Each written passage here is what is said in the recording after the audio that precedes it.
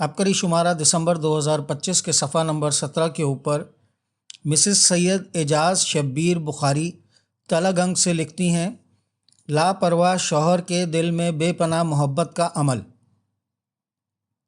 محترم ایڈیٹر صاحب، السلام علیکم۔ آج ایک اہم موضوع پر بات کرنا چاہتی ہوں جو خواتین اور ازدواجی زندگی سے متعلق ہے۔ کیا وجہ ہے کہ آج کے ترقی یافتہ دور میں بے چینی، پریشانیاں، خصوصاً ازدواجی زندگی میں جھگڑے اور طلاقیں بڑھتی جا رہی ہیں؟ دراصل جدید دور کی عورت نے ترقی، آزادی اور خود اعتمادی کے نام پر اپنے وجود کی پہچان بدل ڈالی ہے۔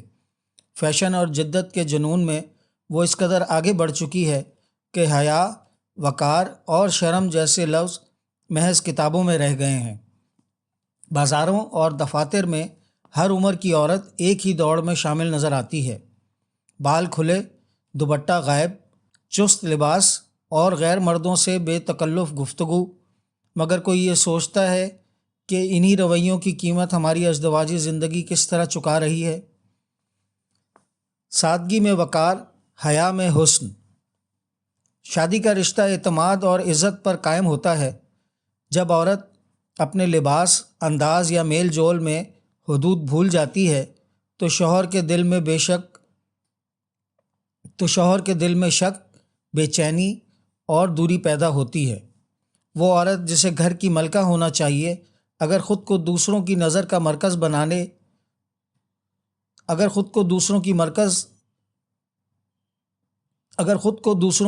کا مرکز بنا لے تو محبت کے بجائے بد اعتمادی جنم لیتی ہے۔ یہی وہ شروعات ہوتی ہے جہاں سے جھگڑے، رنجشیں اور علیحدگیاں پروان چڑھتی ہیں۔ سادگی میں وقار، حیا میں حسن۔ یہ سمجھنا ضروری ہے کہ خوبصورتی صرف لباس یا میک اپ میں نہیں بلکہ کردار اور سلیقے میں ہے۔ سر ڈھانپنا، سادہ لباس پہننا اور باوقار انداز اپنانا کمزوری نہیں بلکہ عورت کا اصل زیور ہے۔ جن گھروں میں عورتیں اپنی حدود پہچانتی ہیں وہاں شوہر کی عزت، اولاد کی تربیت اور خاندان کا سکون برقرار رہتا ہے۔ مرد حضرات یہ غفلت ہرگز نہ کریں۔ ذمہ داری مردوں کی بھی والد، بھائی اور شوہر سب پر فرض ہے کہ وہ اپنی خواتین کی محبت اور فہم کے ساتھ رہنمائی کریں۔ اگر وہ بیہودہ لباس یا غلط رویے پر توجہ نہیں دیں گے تو معاشرے میں بے حیائی عام اور خاندانی نظام کمزور ہوتا چلا جائے گا۔ بہت کم عورتیں دیکھی ہیں جو کہ شریفانہ لباس میں ہوتی ہیں۔ عورتیں اگر خود کو بدلیں تو ان کے بچوں کے ساتھ یوں ظلم نہ ہو۔ ان کی تربیت ایسی کریں کہ وہ گھر سے باہر نکلیں تو شیطان ان کے ہمراہ نہ ہو۔ معاشرے میں جو بھیڑیے پھر رہے ہیں ان سے نجات ملے گی۔ مذکورہ مسائل کی وجہ سے ہماری دعائیں بھی قبول نہیں ہوتی۔ ہمیں چاہیے کہ اللہ کا خوف دل میں ہو کہ وہ ہمیں دیکھ رہا ہے۔ آج بھی کئی ممالک اور خاندان ایسے ہیں جہاں عورتیں پردے اور عبایا میں رہ کر بھی تعلیم، روزگار اور ترقی کے میدان میں کامیاب ہیں۔ ہمارے لیے بھی یہی راستہ بہتر ہے۔ اگر عورت اپنے گھر کی تربیت، اپنی اولاد کی اخلاقی بنیادوں اور اپنے شوہر کے ادب کو اولین ترجیح دے تو یقیناً ازدواجی زندگی میں سکون، محبت اور برکت پیدا ہو سکتی ہے۔ فضول خرچی اور نمود و نمائش کی دوڑ۔ آج کی عورتوں میں فضول خرچی بہت عام ہے۔ مثلاً قیمتی فرنیچر لیتی ہیں، پھر کچھ سال بعد ہی بلا ضرورت نیا فرنیچر نقصان پر تبدیل کرتی ہیں۔ یہ ایک انتہائی فضول خرچی ہے۔ خود تبدیل کریں تاکہ عالی شان فرنیچر کے بجائے سادہ زندگی بسر کریں اور اپنی بچیوں کی اچھی تربیت پر توجہ دیں۔ شوہر کا ادب و لحاظ کریں۔ دنیاوی نمود و نمائش چھوڑ کر اگر ہم اللہ کے خوف، شریعت کی پاسداری اور خاندانی احترام کو اپنا لیں تو وہ دن دور نہیں جب ہمارے گھر دوبارہ محبت، عزت اور اطمینان کا گہوارہ بن جائیں گے۔ اب میں تحقیق اور تجربات کے بعد کچھ ایسے روحانی اعمال تحریر کر رہی ہوں جو کامیاب ازدواجی زندگی، گھریلو جھگڑوں، آپس کی ناچاکیوں اور طلاق جیسے مسائل کو روکنے کے لیے انتہائی مجرب ہیں۔ یقین کامل شرط ہے۔ لاپرواہ شوہر کے دل میں بے پناہ محبت کا عمل۔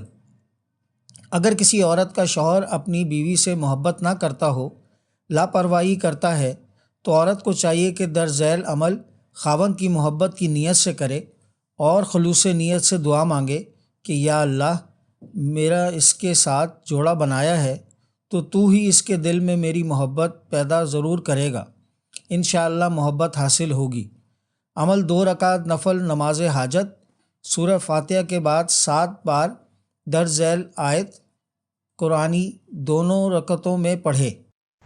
بسم اللہ الرحمن الرحیم۔ عسى الله أن يجعل بينكم وبين الذين عاديتم منهم مودة والله قدير والله غفور رحيم۔ سلام کے بعد 70 بار یہ درود شریف پڑھیں۔ اللهم صل على محمد وآل محمد بعدد من صلى عليه۔ اس کے بعد 70 بار یہ دعا پڑھے۔ آخر میں درود شریف پڑھ کر خوب یقین اور توجہ کے ساتھ اللہ سے شوہر کی محبت کی دعا مانگیں۔ آیت الکرسی کا ایک خاص عمل۔ یہ عمل بارہا کا آزمودہ ہے، خود بھی کیا اور دوسروں کو بھی بتایا، جس سے بہت نفع ہوا۔ آیت الکرسی میں دو آئین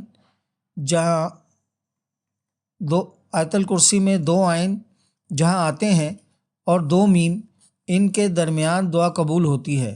اگر جائز مقصد کے لیے کسی سے محبت چاہتے ہیں، یعنی زوجین، اولاد وغیرہ کے لیے، تو اس کے لیے یہ عمل بہت ہی لاجواب ہے۔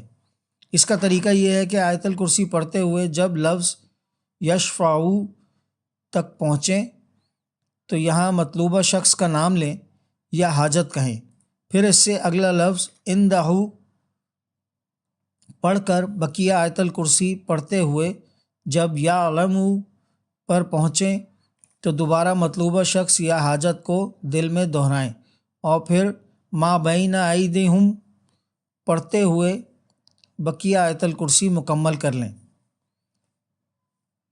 اسی طرح کوئی دشمن ہے، تنگ کرتا ہے، اس سے ڈرتے ہیں، وہ آپ کی عزت کے در پہ ہے، تو یہی عمل عین اور میم کے درمیان جو مذکورہ بالا طریقہ بتایا گیا، وہاں اس شخص کا نام لیں، کہیں کہ یا اللہ، اس کے شر سے بچا اور اس کو اس قدر مجبور کر کے وہ دشمنی چھوڑ کر میرا خیر خواہ بن جائے۔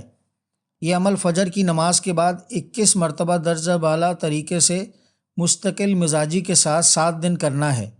چند دن میں ہی انشاءاللہ نتیجہ مل جائے گا۔ آیت الکرسی کی فضیلت۔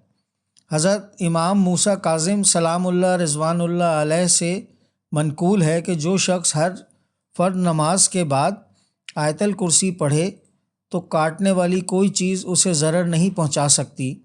ایک اور حدیث میں ہے کہ جو شخص ہر فرض نماز کے بعد آیت الکرسی پڑھے گا، اس کی نماز قبول ہوگی، وہ اللہ کی پناہ میں رہے گا، گناہوں اور بلاؤں سے محفوظ رہے گا۔ کوشش کریں ہمیشہ عبقری کے آفیشیل یوٹیوب، فیس بک، ٹویٹر، انسٹاگرام اور what's app groups like, share اور سبسکرائب کریں۔ آپ کی سہولت کے لیے ان کے لنکس ڈسکرپشن میں بھی دیے جا رہے ہیں۔ اللہ ہمیں خیر پھیلانے کا ذریعہ بنائے اور ہماری کاوشیں قبول فرمائے، آمین۔ السلام علیکم ورحمۃ اللہ وبرکاتہ۔